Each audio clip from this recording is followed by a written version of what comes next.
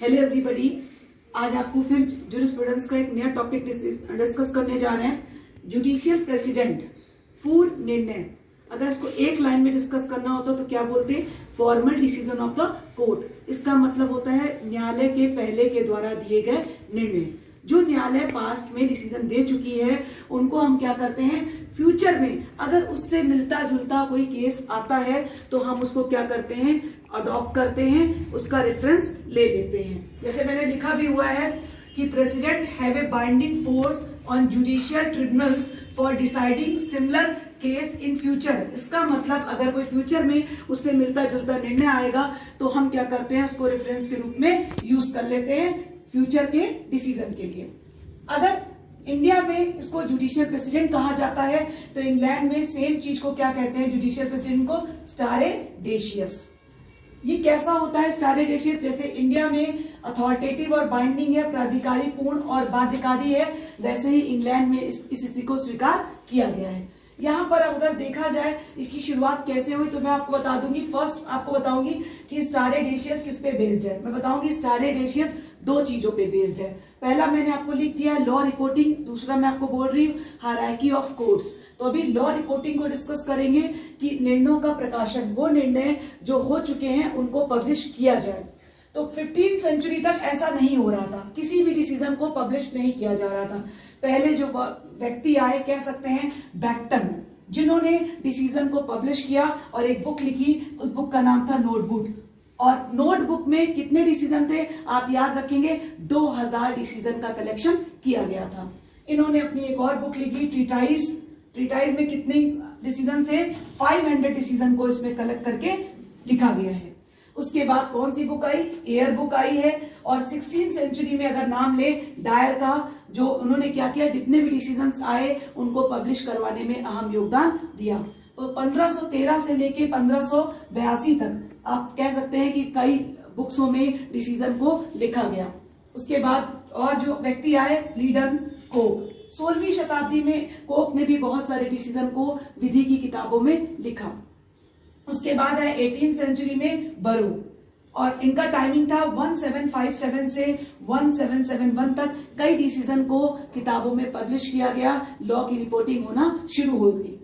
1873 में supreme court of judicature आया और उसके आने के बाद जुडिशियल प्रेसिडेंट या स्टारे डेशियस को पूरी तरीके से मान्यता मिल गई थी इंग्लैंड में।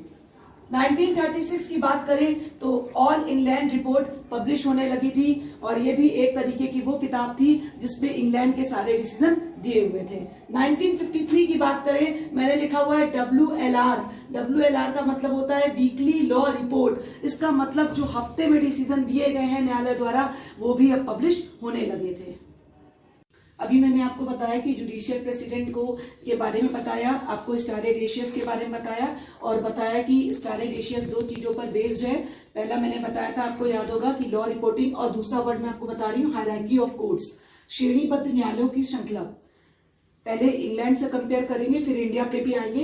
1873 से 1875 तक जुडिकेचर एक्ट के अंतर्गत की गई hierarchy of courts. Hierarchy of courts का मतलब होता है सबसे ऊपर कौन सा न्यायालय रहेगा और सबसे नीचे कौन सा न्यायालय रहेगा। यहाँ पर एक केस का भी जिक्र करते हैं, गेली वर्सेस ली का। कहा गया कोर्ट ऑफ अपील स्वयं के पूर्ण निर्णय से बाद नहीं। इसका मतलब कोर्ट ऑफ अपील कहता है कि अगर हमने भी कोई डिसीजन दे दिया है तो हम भी उस डिसीजन को मानने के लिए बाइंड नहीं है। और हाउस ऑफ लॉर्ड ने भी अपने ऊपर से बंधन हटा दिए कि हम भी अपने द्वारा दिए गए डिसीजन को मानने के लिए बाइंड नहीं है। जिस तरीके से इंग्लैंड में आप देखते हैं house of land, House of Lords ऊपर है, उसी तरीके से इंडिया की अगर बात करें तो इंडिया में एक कंपेरिजन आपको पहले हम बताना चाहेंगे। Supreme court, high court, district court, और आप इसे सेशन कोर्ट भी कह सकते हैं, और इसके नीचे आप लिख सकते हैं इंफीरियर कोर्ट। अब क्या है सुप्रीम कोर्ट? सुप्रीम कोर्ट सबसे ऊपर की अदालत है, सबसे ऊपर का न्यायालय है। अगर वो डिसीजन देगा तो उसको मानने के लिए सभी हाई कोर्ट्स बाइंड हैं। जितने भी स्टेट्स हैं सारे सुप्रीम कोर्ट द्वारा दिए गए डिसीजन को मानने के लिए बाइंड है। लेकिन सुप्रीम कोर्ट खुद अपने द्वारा दिए गए डिसीजन को मानने के लिए बाइंड नहीं है। एक हाई कोर्ट दूसरे हाई कोर्ट के डिसीजन को मानने के लिए बाइंड नहीं होता है। लेकिन अगर वो चाहे तो परसेसिव का मतलब होता है अनुयायी रूप में उसे अडॉप्ट कर सकता है। आप रिक्वेस्ट कर सकते हैं कि लॉर्डशिप, आप देखेंगे कि दिल्ली हाई कोर्ट ने जजमेंट दिया तो उससे मिलता जुलता केस यूपी में आया है, वैसे केस का डिसीजन होना चाहिए, लेकिन वो उसको मानने के लिए बाइंड नहीं होगा। हाई कोर्ट के नीचे district court and session court और इंफीरियर कोर्ट उसके नीचे, तो ये हायरार्की है कि सुप्रीम कोर्ट जो डिसीजन देगा वो सब मानेंगे, लेकिन सुप्रीम कोर्ट खुद अपने डिसीजन को मानने के लिए बाइंड नहीं रहेगा। एक हाई कोर्ट दूसरे हाई कोर्ट के डिसीजन को मानने के लिए बाइंड नहीं है, लेकिन नीचे की कोर्ट्स उसके डिसीजन को मानने के लिए बाइंड होती हैं। उसी तरीके से आप इंग्लैंड में देखेंगे कि 1966 तक इंग्लैंड का जो हाउस ऑफ लॉर्ड था वो बाउंड था, वो जो भी डिसीजन देता था वो उसको मानने के लिए बाउंड था। लेकिन उसने 26 जुलाई 1966 को एक डिक्लेरेशन दी कि आज के बाद वो ऐसा करने के लिए बाउंड नहीं है, जो जुडिशियल प्रेसिडेंट है उनको वो जरूर माने, इसको मानने के लिए उसे बाइंड नहीं किया जाएगा। तो मैंने आपको कंपैरिजन पढ़ाया हायरार्की ऑफ कोर्ट्स में इंग्लैंड का और इंडिया का। अब आप समझ गए होंगे अच्छी तरीके से, जो हमारे इंडिया में शब्द है जुडिशियल प्रेसिडेंट, उसी को इंग्लैंड में स्टारे डेशियस कहते हैं। हमारे यहाँ अगर यहाँ पर इंग्लैंड में लॉ रिपोर्टिंग की शुरुआत आपने देखी बैक्टन से की गई, तो हमारे यहाँ भी बहुत सारी किताबें आती हैं जो लॉ रिपोर्टिंग को सपोर्ट करती हैं। आपको इससे पहले बताया गया है कि AIR का full form all India report, SCC supreme court cases, SC supreme court, SC high court. तो सभी हाई कोर्ट्स अपनी क्या करती हैं, लॉ रिपोर्टिंग की बुक को पब्लिश करती हैं, जिसमें वो डिसीजन लिखती हैं जो डिसीजन उन्होंने ऑलरेडी दे दिए होते हैं। उनको लिखने का फायदा क्या होता है कि उनसे मिलता जुलता जब कोई केस आता है तो हम उस बुक को रेफरेंस करते हुए उस केस लॉ को देते हैं। सीधा सा मतलब जुडिशियल प्रेसिडेंट का है कि फ्यूचर में आप क्या करते हैं, जो डिसीजन केस दे चुका है, जो कोर्ट दे चुका है पास्ट में, उसको फ्यूचर में आप क्या करते हैं, रेफरेंस के रूप में इस्तेमाल करना चाहते हैं।